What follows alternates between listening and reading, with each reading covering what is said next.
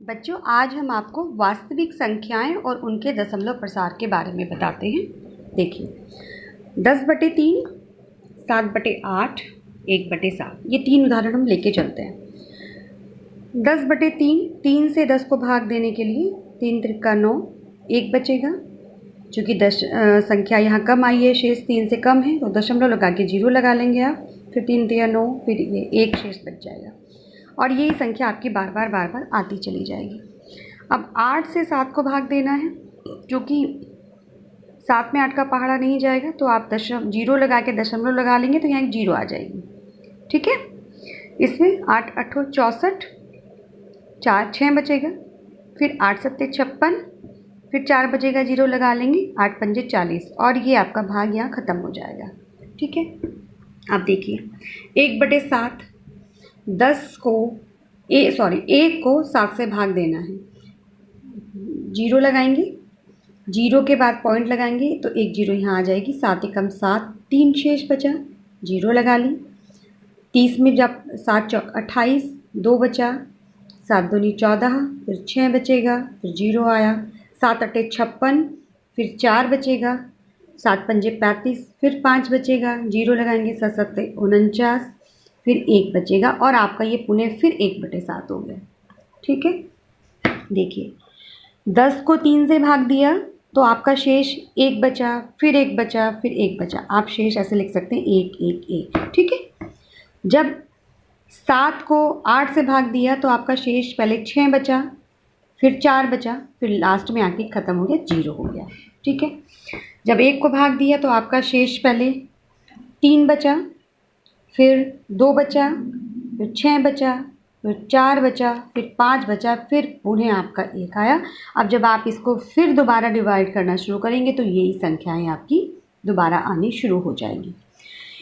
अतः जब भी आप किसी संख्या को भाग देते हैं दूसरी संख्या से तो 2 स्थितियां आती हैं। एक स्थिति जिसमें आपका शेष 0 हो जाता है, मतलब आपका पूरी शेष 0 हो जाता है, पूरा का पूरा वो संख्या आपकी कट जाती है, चाहे दशमलव में कटे चाहे वैसे कटे। ठीक है बच्चों, ठीक है। ऐसे दशमलव के प्रसार को, ऐसी संख्याओं के प्रसार को, ऐसी संख्याओं के प्रसार को शांत दशमलव कहते हैं। ठीक है, इंग्लिश में इसको शांत दशमलव को बोलते हैं टर्मिनेटिंग। कौन सा? जिसमें आपका पूरा संख्या नीचे पूरी कट जाती है, शेष 0 बचता है। ठीक है, दूसरी स्थिति सेकंड है आपकी, जिसमें शेष कभी भी 0 नहीं होता। ठीक है, देखिए यहाँ भी आपका शेष 0 नहीं हुआ, 1 बचा, और यहाँ भी आपका शेष 1 बचा। 1 के अलावा कुछ और भी बच सकता है। ठीक है, और आप ध्यान से देखें तो ये ही संख्या रिपीट होनी शुरू हो जाती है। जैसे यहाँ पे क्या रिपीट हुआ आपका, 1/3 को क्या लिखेंगे आप, 3.33333। ये चीज़ आपकी रिपीट हो रही है दशमलव के बाद। आप इसको 3 दशमलव, इसके ऊपर एक दंड लगा सकते हैं जिसे बार बोलते हैं, 3.3 इसका मतलब ये है भाग देने के बाद ये 3 संख्या आपकी आती ही चली जाएगी। जैसे 1/7 आपका क्या आया, 0.142857। फिर आप देंगे, डिवाइड करेंगे 1 के बाद से, 142,857। आप देख रहे हैं ये संख्या बार बार रिपीट होती रहेगी, तो बार किस पे लगा देंगे, 142,857 पर आप ये बार लगा देंगे। ठीक है, और ये कभी ख़त्म नहीं होगा, कभी भी इसका एंड नहीं होता, ये आता ही चला जाता है। ऐसी संख्याओं को आप बोलते हैं अनवसानी आवृत्ति दशमलव संख्या, दशमलव। ठीक है बच्चों, इंग्लिश में इसको बोला जाता है, इस प्रसार को नॉन TER टर्मिनेटिंग रिकरिंग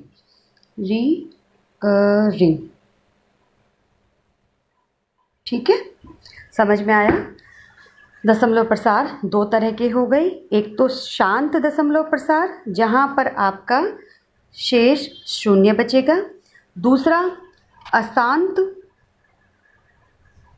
अशांत अनवसानी आवृत्ति प्रसार, ठीक है, जिसमें आपका शेष कभी भी शून्य नहीं होगा और उसकी रिपीटेशन होगी। जैसे यहाँ पे बार बार 3 आता जा रहा है और यहाँ पे बार बार 1 4 2 8 5 7, एक अंक की भी आवृत्ति हो सकती है, 2 की भी हो सकती है, 3 की भी हो सकती है। जैसे आप देखें तो यहाँ 6 अंकों की आवृत्ति हो रही है। इसको बोलते हैं अशांत आवृत्ति दशमलव भी कह सकते हैं या अनवसानी आवृत्ति दशमलव।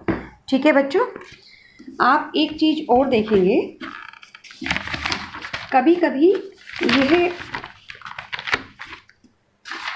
कभी आपका जैसे एक परिमेय संख्या आपने 1/6 ली, ठीक है, इसको आप 6 से 1 को भाग करेंगे, 0.0, 6 एकम 6, 4, 0 लगा लेंगे, 6 छंग 36, फिर 4, फिर 6 छंग 36, फिर 4, ठीक है। यहाँ किस में रिपीटेशन हो रहा है अगर आप ध्यान से देखेंगे तो ये आएगा आपका 0.16 बार, ठीक है। यहाँ पे रिपीटेशन पूरे अंकों की नहीं हुई है, सिर्फ बाद के अंक की। इस तरह के दशमलव प्रसार को मिश्रित अशांत आवृत्ति दशमलव बोलते हैं। क्या बोलते हैं? मिश्रित अशांत आवृत्ति दशमलव प्रसार, ठीक है। एक चीज आप और भी देख रहे होंगे, आपका जो शांत दशमलव है अगर वह या तो पूरी तरह 2 से कटता है, 2 का अभाज्य गुणनफल होता है, या 5 से, या इन दोनों ही संख्याओं से 2 गुणा 5 का। जैसे शांत दशमलव में व्यक्त होने वाली परिमेय संख्या के हरों के अभाज्य गुणनफल या तो केवल 2 के रूप के होंगे, या 5 के रूप के होंगे, या इन दोनों ही के रूप के होंगे। जैसे हम आपको एक एग्जांपल बताएं, 3/4, ठीक है, 7/5, और एक है 3/20। आप इसको भाग करके देखिएगा, ये इसका अभाज्य गुणनफल 2 गुणा 2, इसका 5, ठीक है, और 20 को क्या लिख सकते हैं आप? 2 गुणा 2 गुणा 5। आप इनको भाग देके देखिएगा, दोनों इनके सब के शेष क्या बचेंगे? शून्य बचेंगे, ठीक है। अब आप और प्रश्न कीजिएगा।